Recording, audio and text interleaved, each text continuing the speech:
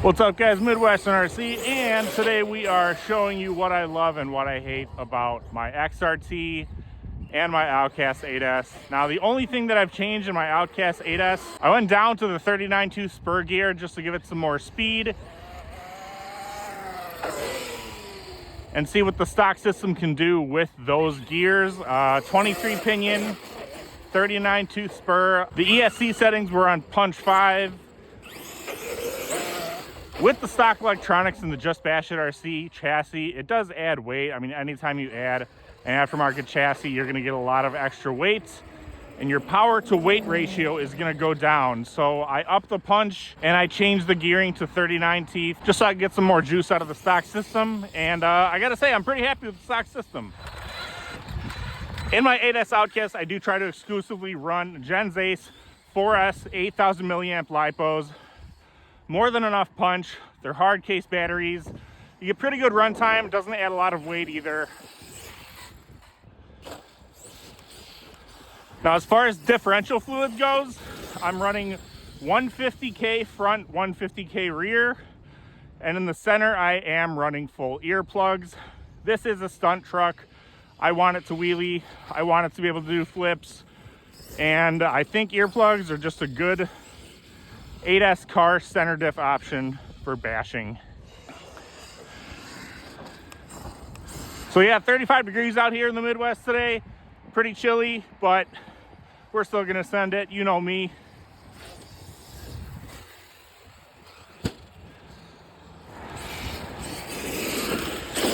It's always shocking to me how well this thing handles for a stunt truck too.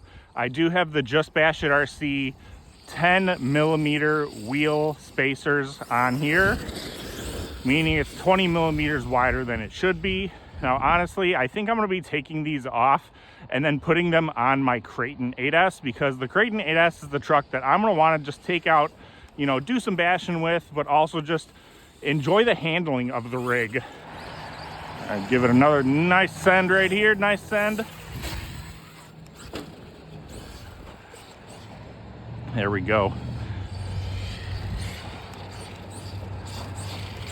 Ah? How far does it go till it's out of range? I could probably go to the golf parking lot and back. Yeah, it's pretty crazy. It was actually the first time I got asked that question, was how the range was on these things. Usually it's like, how fast do they go?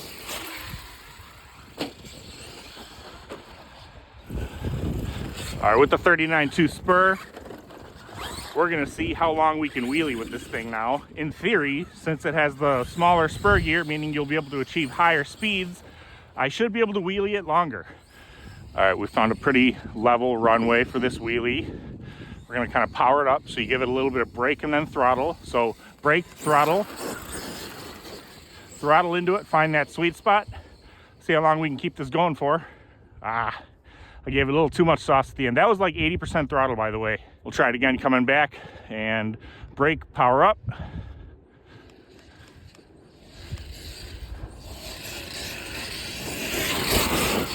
I do have a Max 5 800 kV combo. I'm gonna be running the QSA connectors like most people recommend. With the Max 5 and the 800 kV in this thing, it's gonna be nuts. I might need to upgrade to Vitavon drive shafts.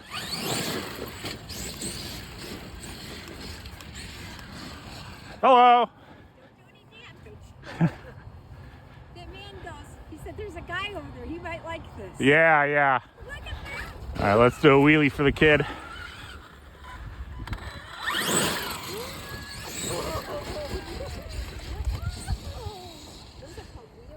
Say thank you. You're welcome. For showing. Have a good day, guys. Now, if you don't know, I actually record with an iPhone 13. It's strapped to my forehead right now. It always shocks me that people don't like mention anything about it. Super fun for nice long sends. There's a bit of a kick right here, so I'm gonna kind of just practice first. Nice. Oh no. It handled it. I actually thought it was gonna break, to be honest. All right, nice send, nice send. Perfect send, there we go.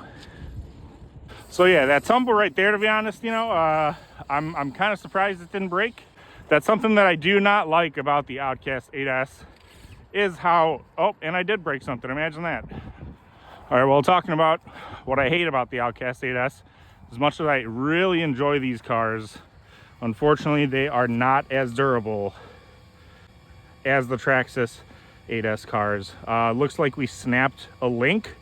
I do have spares at home.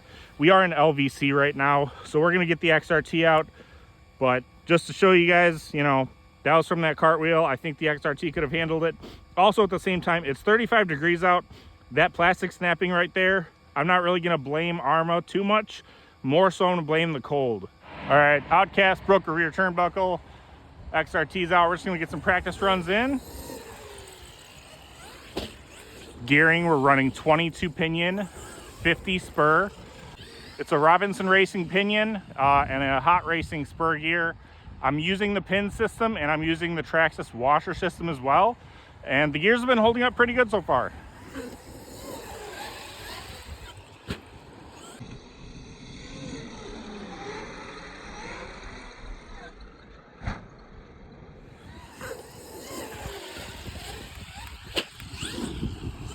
Nice save at the end right there.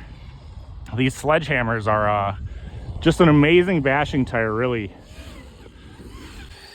They're not belted, which is actually really nice. They balloon pretty good. They're actually, I think they soften the landing too. Just the compound of the rubber is a really nice choice.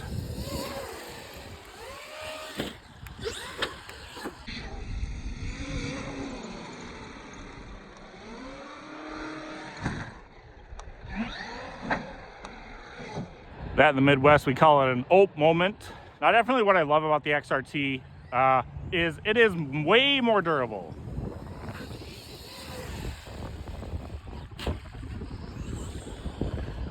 Now right there, what I like about the XRT, it's 30 degrees out. You know, I've really only ran this thing in the cold. I mean, 30 to 40, 50 maybe if I'm lucky degree weather.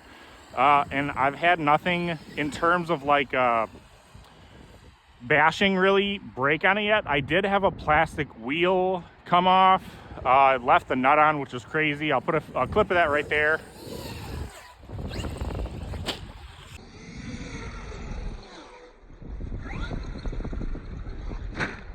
But in terms of like arms, the chassis, differential, stuff like that, nothing's broken. And I think I've put like 12 battery packs through this thing.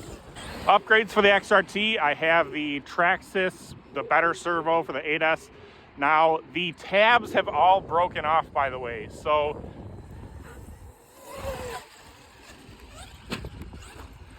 if you're gonna run that Traxxas servo, I highly recommend getting the kit and not running the Traxxas servo, because I think it's just how this thing is designed. It really doesn't like landing, and the tabs of the servo will break off.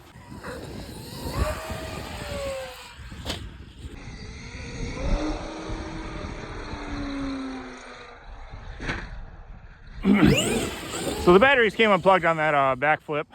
The thing about RC is there's no one, you know, exact way of tuning a car and setting it up. For example, get on one of the Facebook groups and ask what kind of differential oils you should run. You're gonna get like 30 different answers. I mean, literally like 30. Yes, I think there's a decent starting ground, which is basically a stock setup. Now, when I run my diff oils, when I start getting into tuning the differentials on my cars, generally I leave the front and the rear stock. I will make sure they're topped off with oil, as a lot of the times they aren't topped off the right way. And generally I will thicken up the center diff oil first and then start playing with the front and the rear. All right, so I really hope I don't regret this. I'm going to try something that I don't think I've done here just yet. I'm gonna try to hit full speed and then hit this. Hopefully we land before it flattens out right there. So here we go. Full throttle, full throttle. Flush, look at that. That's the reason that I love the XRT right there. And honestly, as much as I love my Arrma 8S cars, you guys know me, I love them to death. I would be very worried about doing that jump. And it's not more so like landing on all fours. Landing on all fours with all these 8S rigs, Traxxas or Arrma, generally you're gonna be pretty good.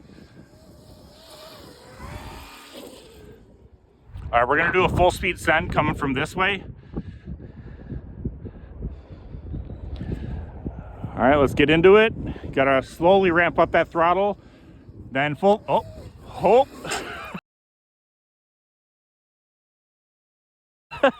Nice save. Like literally up until I was about there, I was half throttle. And then what you saw there was when I was like, okay, I think I can give it full throttle. Now, granted, if you have the stock tires on your XRT, it's not going to perform this way. It's not going to be as out of control like that. It's going to be more planted. Center of gravity is going to be lower. It's not going to do that again. So honestly, I think we just need to move down a little bit more, as just from looking, I'm seeing a lot of divots where I'm trying to launch it off. All right, let's go.